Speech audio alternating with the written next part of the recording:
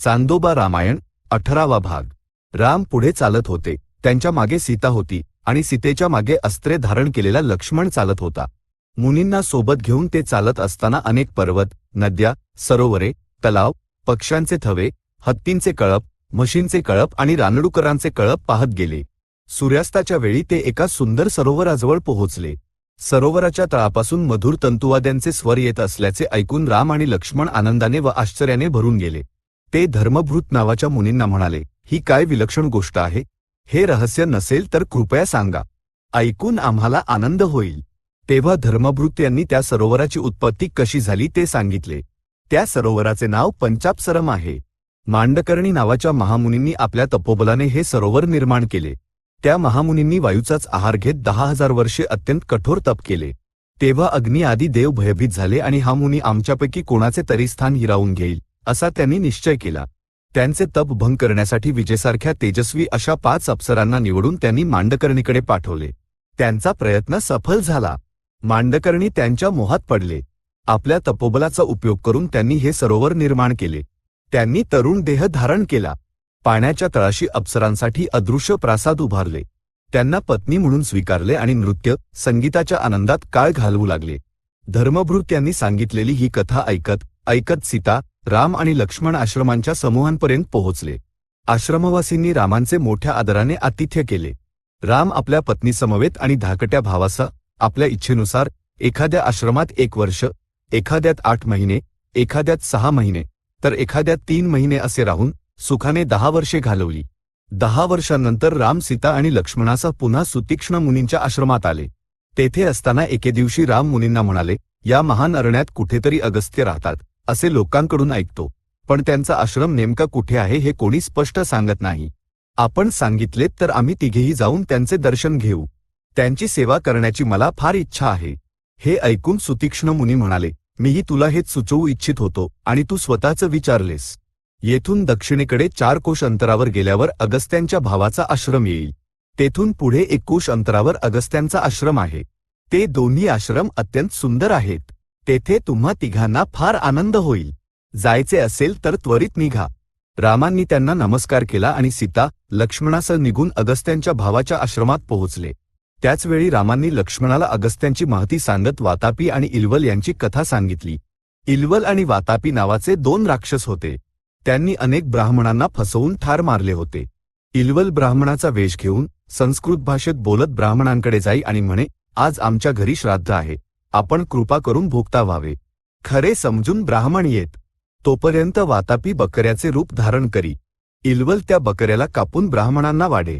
ब्राह्मणांनी संपूर्ण मांस खाल्ल्यावर इल्वल म्हणे, वातापी आता ये। तेव्हा वातापी बकऱ्यासारखा ओरडत त्या ब्राह्मणांची पोटे फाडून बाहेर येई। अशा प्रकारे हजारो ब्राह्मणांना ठार मारल्यानंतर इल्वलाचा सामना अगस्त्य महामुनींशी झाला। इल्वलाच्या आग्रहावरून अगस्त्य भोजनासाठी आले आणि त्याने दिलेले बकऱ्याचे मांस खाल्ले।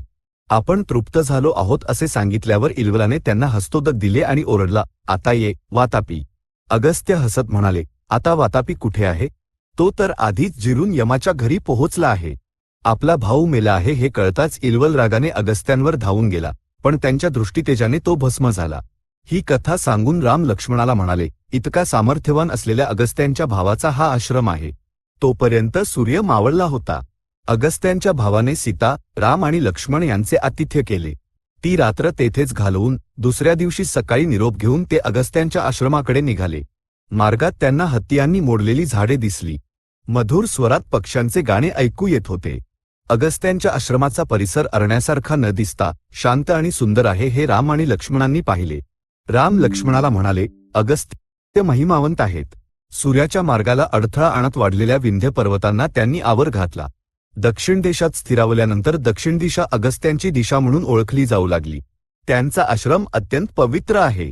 तेथे क्रूर, कपटी आणि पापी लोक राहू शकत नाहीत। आपण अशाच ठिकाणी पोहोचलो आहोत। लक्ष्मणा, तू पुढे जाऊन मी आणि सीता येत आहोत असे अगस्त्यांना सांग।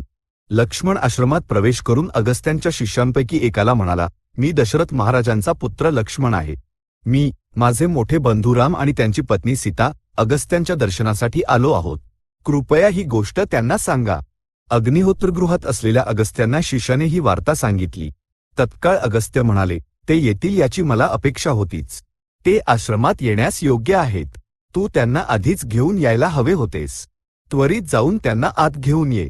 तो शिष्य घाईघाईने येऊन लक्ष्मणाला म्हणाला, सीता, राम कुठे आहेत? त्यांना ताबडतोब येण्यास सांगा. दोघे मिळून आश्रमाच्या द्वाराशी गेले. शिष्याने अत्यंत नम्रतेने सीता, रामांचे स्वागत केले आणि त्यांना आत आणले. अगस्त्य सूर्यतेजाने उजळून निघालेले शिष्यांचा समोर आले. त्या तेजावरूनच रामांनी अगस्त्यांना ओळखले. सीता, राम आणि लक्ष्मण यांनी त्यांच्या चरणांना वंदन करून हात जोडून उभे राहिले. अगस्त्यांनी त्यांना अतिथी म्हणून स्वीकारले. आसने तसेच अर्घ्य, पाद्य दिली आणि कंदमूल, फलांचे भोजन दिले. अगस्त्यांकडे विष्णूंचे एक अनुपम धनुष्य होते. ते सुवर्ण नक्षीकामाने आणि रत्नांनी मढवलेले होते. ते विश्वकर्म्याने निर्माण केले होते. तेथे ब्रह्मदेवांनी दिलेला एक दिव्य बाण, इंद्रांनी दिलेली 2 अक्षय बाणांची तुळीरे आणि सुवर्ण म्यान असलेली एक तलवारही होती. नंतर अगस्त्य रामांना म्हणाले, बाळा, मला नमस्कार करण्यासाठी तुम्ही इतक्या दुरून आलात, याचा मला फार आनंद आहे. तुम्ही सगळे थकलेले असाल. सीता अत्यंत सुकुमार असून संकटातही पतीला न सोडणारी महापतिव्रता आहे, म्हणून ती अधिकच थकली असेल. म्हणून तुम्ही सर्वांनी विश्रांती घ्या.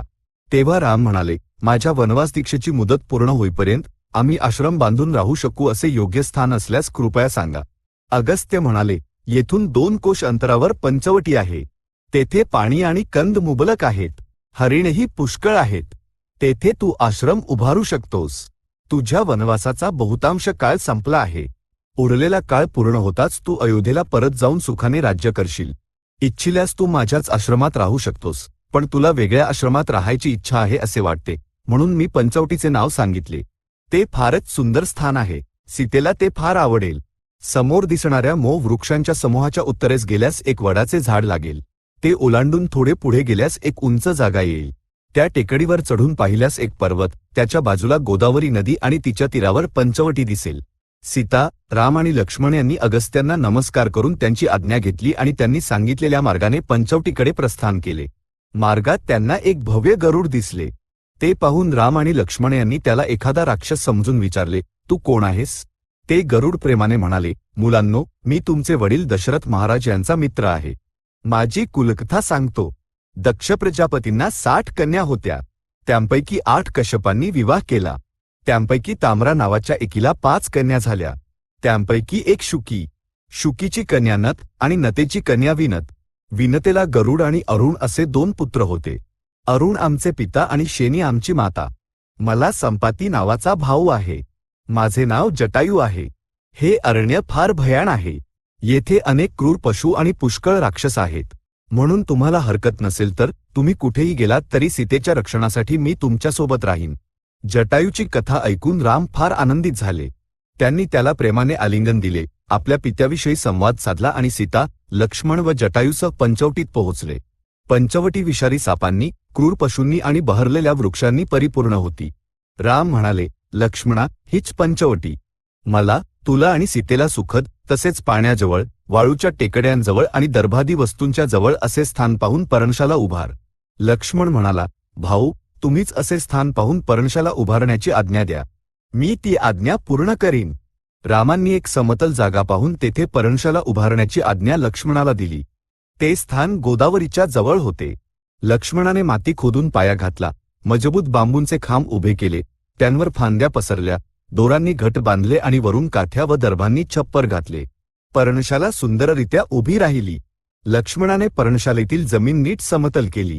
राम गोदावरीकाठी जाऊन स्नान करून कमळे आणि फळे घेऊन आले.